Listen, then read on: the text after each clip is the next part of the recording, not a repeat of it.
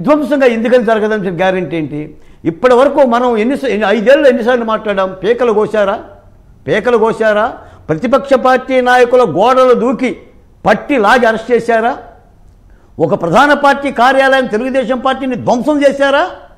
శిరోముండనాలు చేశారా? మూత్ర విసర్జన చేశారా? అత్యాచారాలు చేశారా? తెలుగుదేశం పార్టీ అధ్యక్షుడు చంద్రబాబు నాయుడు గారు చెప్పిన దాడులన్నీ 6000 దాడులు జరిగినాయి. 300 మంది హత్య చేయబడ్డారు. మనం గత 5 ఏళ్లుగా చెప్తున్నాం ఆంధ్రప్రదేశ్లో శాంతి భద్రతలు లేవు అని. మళ్ళీ ఇప్పుడు ఎన్నికల ప్రక్రియలో మనం చూస్తున్నాం. ఇప్పుడు బాంబులు దొరుకుతున్నాయి. మాచర్ల, వినుకొండ, పల్నాడు, తాడిపత్రి, తిరుపతి. రేపొద్దున జరగరాని ప్రాణవేదన పోతే అభ్యర్థులది ఫలితం ఏంటి? నేనైతే చెప్తున్నాను, ఒక అమరావతి బహుజన జేఏసీగా ఉద్యమకారుడిగా కేంద్ర ప్రభుత్వం జోక్యం కలుగు చేసుకొని 356 అధికరణ ప్రకారంగా ఆంధ్రప్రదేశ్లో ఈ 20 రోజులైనా సరే రాష్ట్రపతి పాలన పెట్టాల్సిన అవసరం ఉందని చెప్తాను నేను మాట్లాడుతున్నా. ఇది చాలా సీరియస్ అంశం. చంద్రబాబు నాయుడు గారు ఇప్పుడు చంద్రబాబు నాయుడు గారు నేను కింద స్క్రోలింగ్ చూస్తున్నా, జీవోలు మాయం చేస్తున్నారంట, వెబ్లో జీవోలు తీసేస్తున్నారంట, కొత్త మాయలు చేస్తున్నారంట. ఇవన్నీ కూడా జరుగుతున్నాయి. ఇప్పుడు నేను చంద్రబాబు నాయుడు గారిని అడుగుతున్నా, పవన్ కళ్యాణ్ గారిని అడుగుతున్నా, పురంధేశ్వరి గారిని కూడా అడుగుతున్నా, భారతీయ జనతా పార్టీని. మీరు అమిత్ షా గారితో మాట్లాడి తప్పనిసరిగా ఈ రాష్ట్రంలో శాంతి భద్రతలు కాపాడాలి.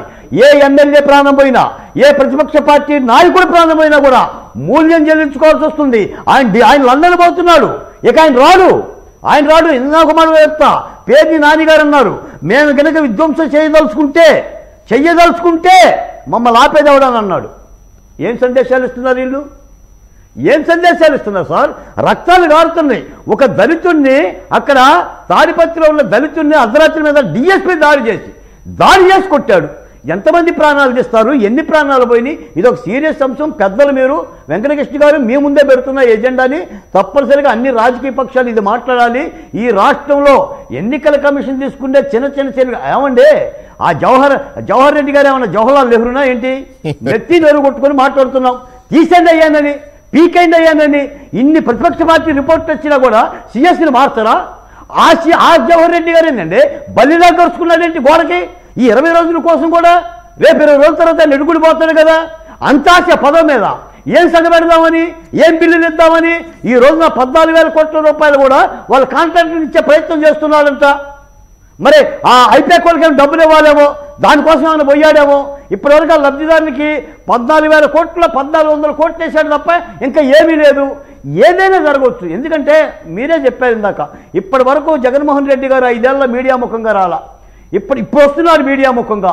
ఆయన హావభావాలు కానీ, ఆయన యొక్క ఉచ్చారణ కానీ, ఆయన యొక్క పనితీరు కానీ, అందుకనే కదా మనం బాధపడ్డది. మనం ఏ మాట వినుకోకుండా ఆఖరిగా ఐపాక్ను నడిపించింది, ఐపాకే పనిచేసింది. మరి ఏమైపోయారు?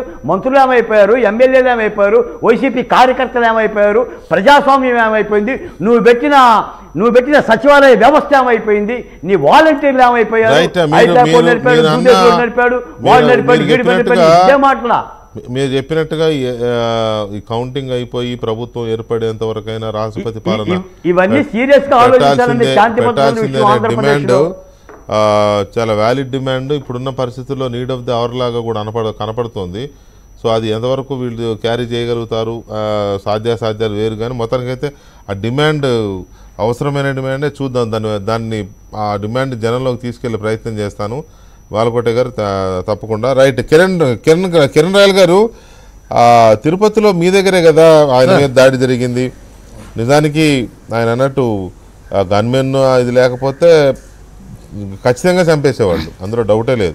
ఎందుకంటే అక్కడ కొట్టిన వాళ్ళు ఏంటో, అది ఇంత పెద్ద సమ్మెట్లు పట్టుకొచ్చి దాడులు ఏంటండి? అసలు సమ్మెట్లు ఎందుకున్నాయి అక్కడ? ఎవరు వీళ్ళని అలో చేసింది ఎవరో? బీర్ బాటిల్స్ ఎందుకున్నాయి అక్కడ? స్ట్రాంగ్ రూముల దగ్గర ఎందుకున్నాయి? కెమెరాలు ఎందుకు లేవు? సో ఇలాంటి ప్రశ్నలు చాలా చోట్ల వస్తున్నాయి. సో ఇప్పుడు ఏంటి పరిస్థితి? ఇప్పుడు ఇంకోటి వచ్చింది, ఈవినింగ్ అసరోలను వదిలేసి అమ్మాయి